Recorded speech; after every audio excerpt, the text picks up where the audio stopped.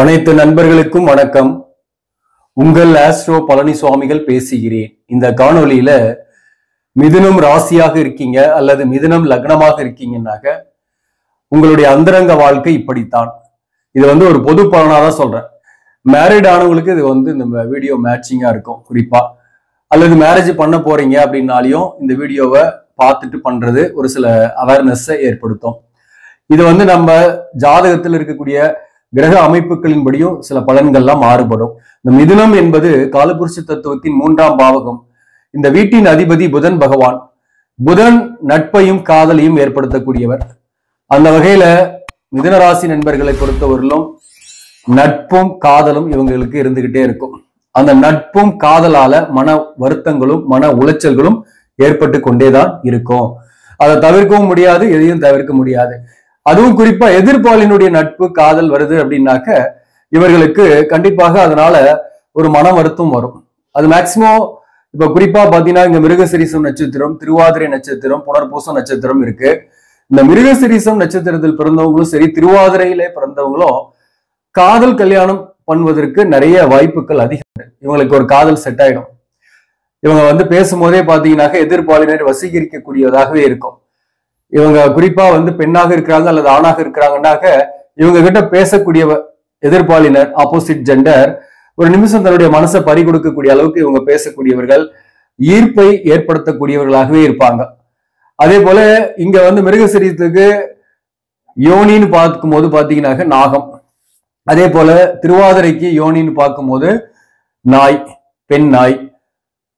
புனர்பூசம் நட்சத்திரத்துக்கு யோனி பார்க்கும்போது பூனை. சோ அப்ப பாத்தீங்கன்னாக்க மிதுனம் ராசியில பிறந்தவங்களுக்கு காதல் உணர்வு, காம உணர்வு சற்று அதிகமாகவே இருக்கும். இவர்களுக்கு வரக்கூடிய வாழ்க்கை துணைவருக்கு சற்று குறைவாக இருக்கும், அல்லது சந்தர்ப்பங்களும் சூழ்நிலைகளும் அமையாமல் இருக்கும். அதனால பெரிய அளவுக்கு மகிழ்ச்சியற்ற சூழ்நிலை இருக்கும். 5ஆம் அதிபதியாக வரக்கூடியவர் சுக்கிரன், அவரேதான் 12ஆம் அதிபதி.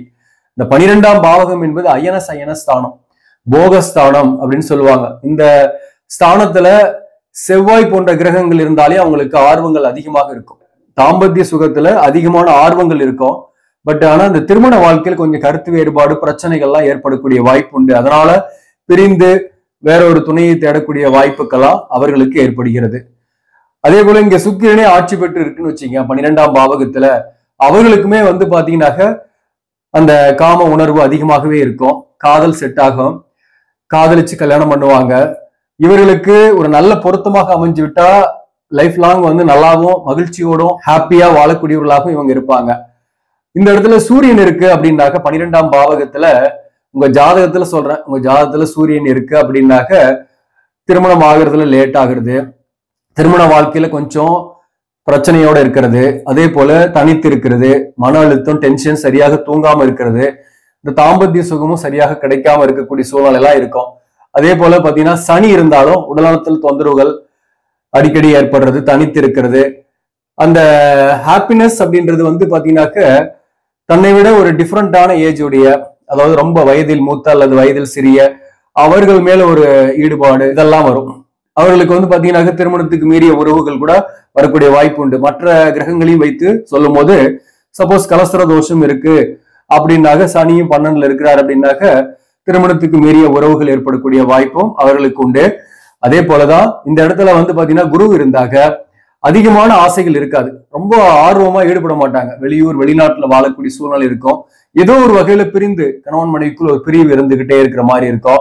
ராகு இருந்தாலையும் நல்ல ஒரு தாம்பத்திய சுகம் கிடைக்கும், எதிர்பாலினர் விரும்பக்கூடியவர்களாக இருப்பாங்க. அதே போல இந்த இடத்துல கேது இருந்தாக தாம்பத்திய சுகம் சரியாக கிடைக்காது, பிரிந்திருக்கக்கூடிய சூழ்நிலை, மன அழுத்தத்தோடு இருக்கக்கூடிய சூழ்நிலை, அல்லது ஏதோ ஒரு கணவன் மனைவிக்குள் கருத்து வேறுபாடு, ஆன்மீக விஷயத்துல அதிக நாட்டம், இது போன்ற விஷயங்கள் ஏற்படும். இதெல்லாம் நம்ம ஜாதகத்துல இப்படிப்பட்ட கிரகங்கள் 12ஆம் பாவகத்தில் இருந்தா ஏற்படும் சொல்லி இருக்கிறேன். அது இல்லாம நீங்க நட்சத்திரம் பொருத்தம் பாக்குறீங்கன்னு வச்சீங்களேன், யோனி பொருத்தம் பார்க்கணும். யோனி பொருத்தம் என்பது ஒரு முக்கியமான பொருத்தம் நட்சத்திர பொருத்தத்துல. குறிப்பா மிருகசிரீச நட்சத்திரமாக இருக்கீங்க அப்படின்னாக்க உங்களுக்கு பாத்தீங்கன்னாக்க மகம், பூரம் நட்சத்திரம், உத்திராடம் நட்சத்திரத்துல பிறந்தவங்களோட யோனி செட் ஆகாது. கல்யாணம் பண்ணாக யோனி பொருத்தம் இல்லைனாலையும் குழந்தை பிறக்குமான குழந்தைலாம் பிறந்துரும். ஆனா இந்த தாம்பத்திய சுக வாழ்க்கையில மகிழ்ச்சியற்ற சூழ்நிலை இருக்கும், அல்லது ஏதோ ஒரு வகையில அதற்கான சந்தர்ப்பங்கள் அமையாம பிரிந்தே இருக்கிற மாதிரியான சூழ்நிலை எல்லாம் ஏற்படும்.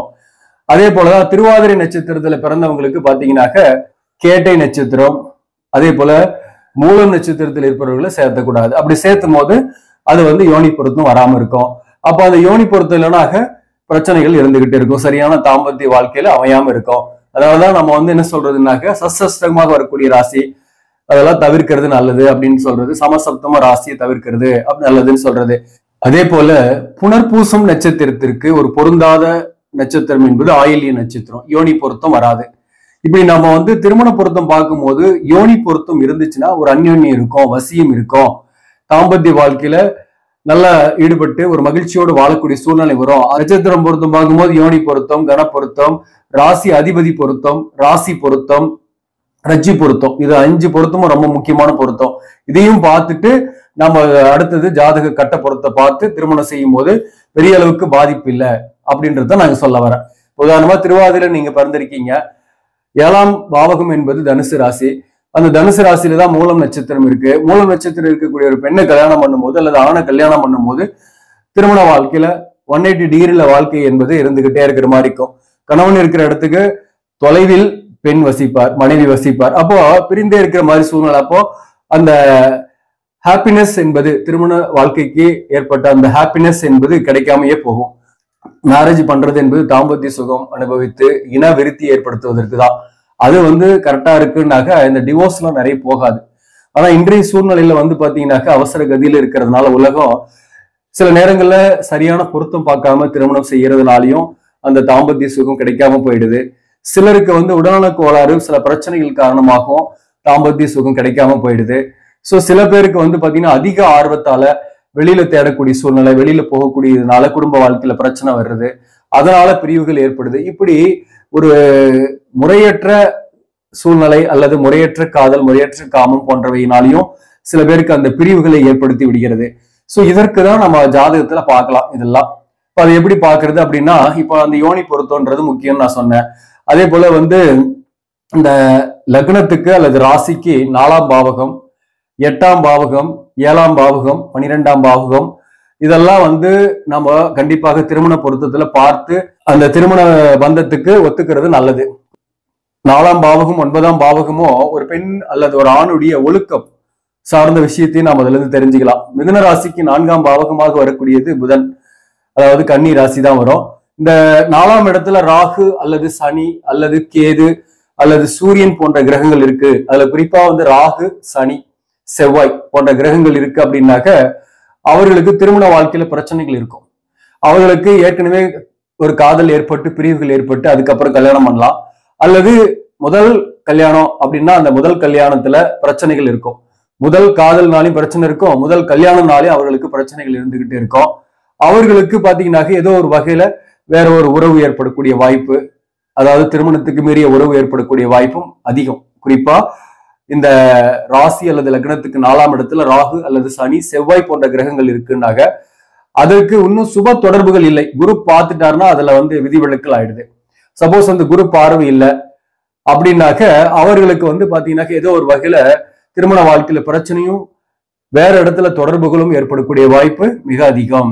அதே போல இந்த 7ஆம் பாவகத்துல பாத்தீங்கன்னாக்க உங்களுக்கு வந்து அந்த இடத்துல சனி இருக்கிறாரு, வக்கரமா இருக்கிறாரு, குருவே வக்கரமா இருக்கிறாரு. அந்த குரு 5ஆம் இடத்துல வக்கரமா இருக்கிறாருனாலையும் அவர்களுக்கு காதல் திருமணம் ஏற்படும். இந்த 7ஆம் அதிபதி வக்கரமானாகவே அது ஒரு கலசர தோஷமா கன்சிடர் பண்ணக்கூடியது. 7ஆம் இடத்துக்கு சனி பார்வை, செவ்வாய் பார்வை இருக்குன்னாக்க அவர்களுக்கு ஒரு காதல் திருமணம் ஏற்படும். காதல் திருமணத்திற்கு அப்புறம் ஒரு ஹாப்பியா இருக்கக்கூடிய சூழ்நிலை கொஞ்ச நாளைக்கு இருக்கும். ஆனா அதுக்கப்புறம் பாத்தீங்கன்னாக்க அந்த காதல் வாழ்க்கை கசந்து கருத்து வேறுபாடுகளோடு இருக்கக்கூடிய சூழ்நிலையோ அல்லது பிரிந்து விடக்கூடிய சூழ்நிலையோ ஏற்படுது இந்த கலசர தோஷம் இருப்பவர்களுக்கு. இந்த இடத்துல சனி சம்பந்தப்பட்டாக மிதுன ராசி 7ஆம் இடத்துல சனி வக்கரமா இருக்கு, அல்லது குருவே அங்க வக்கரமா இருக்கு, அல்லது குரு 5ஆம் இடத்துல வக்கரமா இருக்கு அப்படின்னாலையும் அவர்களுக்கு இந்த பாதிப்புகள் இருக்கு. அதே போல இந்த இடத்துல ராகு இருக்கு 7ஆம் இடத்துல, ராசியில கேது இருக்குனாலையும் திருமண வாழ்க்கை அமைவதிலே லேட் ஆகும். அமைந்த பின்பும் சில பிரச்சனைகளும் கருத்து வேறுபாடுகளாகவே இருக்கக்கூடிய சூழ்நிலை ஏற்படும். சோ அப்போ அதே போலதான் 12ஆம் பாவகத்தில் எந்தெந்த கிரகங்கள் இருந்தா இந்த மாதிரி பலன்கள் என்று நான் சொல்லியிருக்கிறேன். சோ இதை நாம வந்து நாமளே கூட ஓரளவுக்கு தெரிந்து கொண்டு அதன் மூலம் பொருத்தத்தை பார்த்து நாம ஒரு சரியான பொருத்தம் பார்க்கும்போது கண்டிப்பாக எதிர்கால வாழ்க்கையில தாம்பத்திய சுக வாழ்க்கையில எந்த விதமான பிரச்சனையும் இல்லாம இருக்கும். அதன் மூலம் ஒரு நீடித்த திருமண வாழ்க்கை என்பது கிடைக்கும். இப்போ நம்ம வந்து அவசர கதியில மேரேஜ் பண்றோம் அல்லது ஒரு காதல் திருமணத்துல விழுந்துடுறோம் அப்படின்னாக்க, ஏன்னா மிதுன ராசியை பொறுத்தவரை காதலிச்சு திருமணம் செய்யக்கூடிய வாய்ப்பு மிக அதிகம். இதுல வந்து புனர்பூச நட்சத்திரத்தில் பிறந்தவங்களுக்கு இந்த காதலிச்சு திருமணம் செய்யக்கூடிய வாய்ப்புகள் குறைவு. ஆனாலும் இவர்களுடைய ஜாதகத்திலையும் சப்போஸ் தோஷங்கள் இருக்கும் பட்சத்துல அந்த திருமண வாழ்க்கையில பிரச்சனைகள், தாம்பத்திய சுகம் அனுபவிப்பதில் தடைகள், தாமதங்கள், பிரச்சனைகள்லாம் ஏற்படுகிறது இவர்களுக்குமே. சோ அதனால வந்து இதெல்லாம் நம்ம தெரிஞ்சுக்கிட்டு நம்ம திருமணம் செய்யும் போது பெட்டரா இருக்கும். அதாவது வழக்கு போன்ற விஷயத்தை சந்திக்காம, டிவோர்ஸ்ன்னு போகாம நிம்மதியா லாங் லைஃபா லாங் லாஸ்டா வாழக்கூடிய வாய்ப்பு ஏற்படும் என்பதற்காக தான் இது ஒரு விழிப்புணர்வுக்கான பதிவு தான். முக்கியமா பொதுவாகவே புதன் வந்து காதலையும் கல்யாணத்தையும் நண்பர்களையும் கொடுப்பாரு. இந்த மிதுனத்துக்கு பாதகாதிபதியாக வரக்கூடிய ஒரு குரு 7ஆம் பாவகம். அப்போ வந்து அந்த 7ஆம் பாவகம் என்பது குருன்றதுனால குரு ஏதோ ஒரு பாதகத்தை செய்யணும் இல்லையா? அப்போ திருமண வாழ்க்கை மூலமா அந்த பாதகத்தை செய்வாரு. வெளியில வந்து பெரிய ராஜாவாக இருந்தாலும் வேலையில பெரிய ஒரு உயர் பதவியில் இருக்கீங்கன்னா கூட வீட்டுக்கு வந்தாக சைலண்டா இருக்கக்கூடிய சூழ்நிலை, அந்த இடத்துல வந்து பிரச்சனையோட இருக்கக்கூடிய சூழ்நிலை, மதிப்பில்லாத சூழ்நிலை, குடும்ப உறவுகளோட கருத்து வேறுபாடோடு இருக்கக்கூடிய சூழ்நிலை எல்லாம் அந்த குடும்பத்திலிருந்து வந்தாக இருக்கும். அதுதான் அது வந்து பாதகத்தை செய்வாரு. அதே போல சில பேருக்கு அந்த பிரிவுகள், சில பேருக்கு வந்து கருத்து வேறுபாடோடையே தனித்தனி ரூம்ல வாழ்ந்துட்டு இருக்கக்கூடிய சூழ்நிலை, அல்லது சில பேருக்கு வெவ்வேறு ஊர்களில் வாழக்கூடிய சூழ்நிலை எல்லாம் அந்த குரு பகவான் ஏற்படுத்துறாரு. சோ ஏதோ ஒரு பாதகத்தை செய்யணும். அதனால மிதுன ராசி அல்லது மிதுன லக்னத்துல பிறந்தவங்க உங்க ஜாதகத்துல சுக்கிரன் ஆட்சி பெற்று இருக்கு அல்லது உச்சம் பெற்று இருக்கு, ஈவன் 12ஆம் பாவத்திலே ஆட்சி பெற்று இருக்குன்னா கூட அவர்களுக்கு காதல் ஏற்பட்டு கல்யாணம் ஆகக்கூடிய வாய்ப்பு உண்டு. சில பேருக்கு வந்து ஆஃப்டர் த மேரேஜுக்கு பின்னாடி கூட ஒரு காதல் வரும். அந்த காதல்னால சில பாதிப்புகளோ சில நன்மைகளோ கூட சில பேருக்கு ஏற்படும். அந்த காதலால மன வருத்தங்கள் கூட அல்லது விரயங்கள், பண விரயங்கள் ஏற்படக்கூடிய வாய்ப்புகள் கூட அவர்களுக்கு உண்டு.